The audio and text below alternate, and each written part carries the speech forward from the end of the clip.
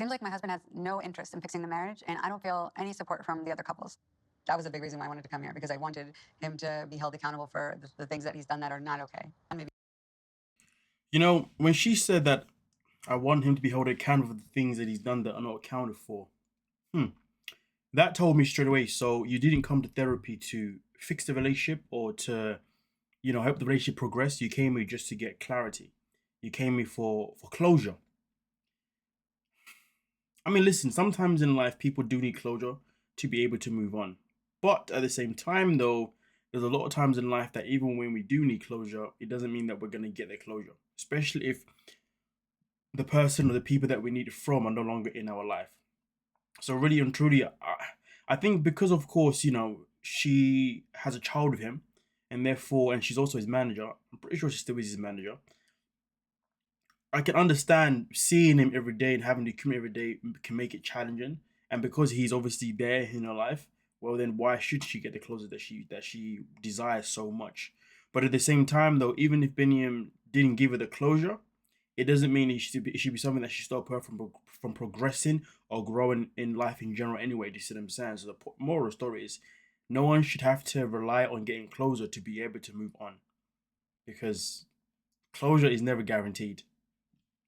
But we continue. worse than anyone else here, and he doesn't, and he gets to just skate off and. Oh, wait, I'm curious real quick. You're bringing up sentimental value and you're laughing. So what's going through your brain? For me, it is not true. Well, you're. I mean, this has been one of their biggest problems, isn't it? Ari would say one thing, Benny would be like, it's not true.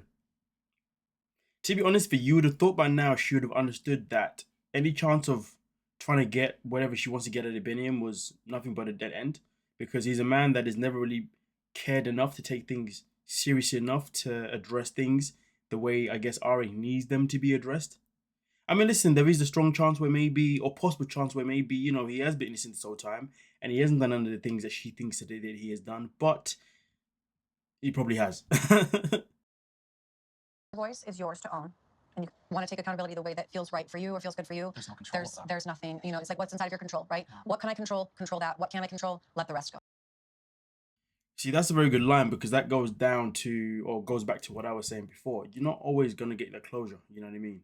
But like I said before, I guess it's hard for her to not want to seek it because he's still there active in life. Obviously, she spoke about there are things in your control and the things that are not in your control and blah, blah, blah, blah. But as long as Biniyam is in her life, which technically he should be until at least their child's 18 anyway, for her, it's like, well, I should have control over me getting understanding because he's here. I have to see him all the time. But hey, life is not that simple though, is it? It is never going to be, it's never been that simple, never will be that simple. So again, it's one of those cases where she has to remove herself from living in the past and just move on, regardless of whether or not he wants to be supportive of that or not, or give her the help that she needs or whatever it is that she's looking for. I think it's better for us maybe not to be together. I just don't believe that any of the things that were promised to me, I don't believe that they're going to be carried out. So it's just hard.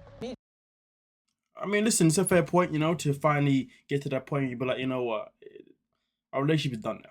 It's over now, because I'm not going to get what I want. I'm never going to get what I want. If anything, she probably feels stupid for even believing that she was ever going to get what she wanted. And to be fair, their relationship never exactly started off in a way that was going to show these two being together for the long term anyway.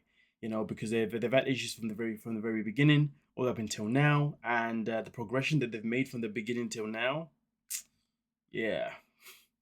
The question is, what progression, apart from them having Harvey, their child, what progression have they made within the actual relationship? It's been nothing but war since the very beginning. I mean, listen, their relationship was challenging and hard when he was in Ethiopia, but especially with his sisters getting involved. But now that they're in a position where they're in America and the sisters aren't even there, and they still kind of a relationship, it tells you a lot of things. Because before, you could have said that the issue they had was due to family conflict, his family or whatever. But that's not even the case anymore. Now it's just due to the fact that they're the two people who were probably never actually in love, to be honest with you. The two people who had a child, thought they would give it a go, and it just hasn't worked out. But yeah, Ari definitely needs to really just let go of ever thinking that she can ever get an answer from Biniyam. But to be fair, the fact that she still is his manager to this day, very concerning, because personally she should cut ties completely, so therefore she's able to breathe and move on properly. As long as she still has him around, there's always going to be that. that feeling of, where's my closure? Are you gonna be honest with me now? I've done all these things for you to help you, but where's my closure? Do you see what I'm saying? Because she's the kind of person that gives me vibes that struggles to probably let things go.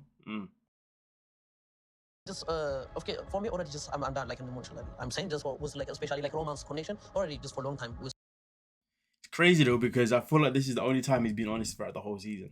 Actually saying, hey, the emotional part has been done for a very long time. The romance has been gone for a long time. This relationship has been dead to me for a very long time. And it's crazy because that's all he had to say, like earlier on in their relationship at some point. I mean, that definitely wouldn't have been the closure that she wanted, but it would have been better than nothing. You know what I mean? At least she would have known exactly where she stood with this man.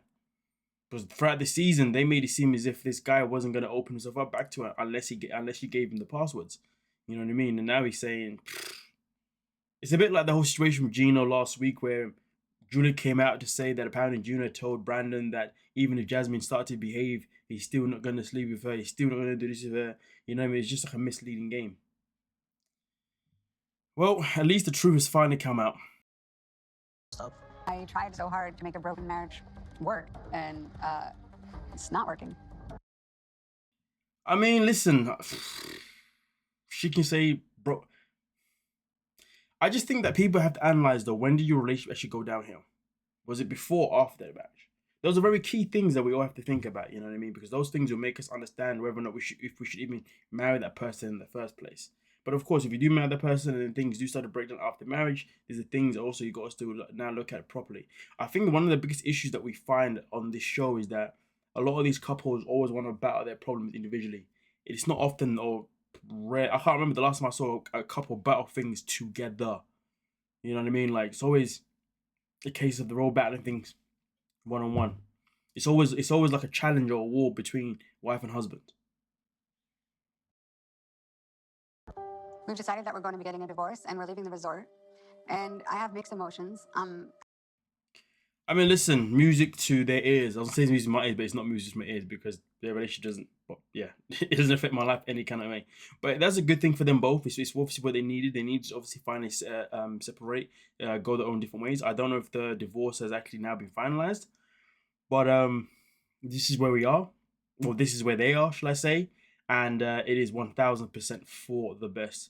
Hopefully, though, Biniyam isn't going to be too far away from being a father because, boy, this man is so focused on himself that thinking about even having a child, let alone a wife, to him is like a distant memory. So I hope he's going to be there actively for it, regardless, you see what I'm saying? But I can imagine he is, given the fact that they are still in each other's life due to this manager nonsense. Again, she shouldn't be his manager, but that's just me.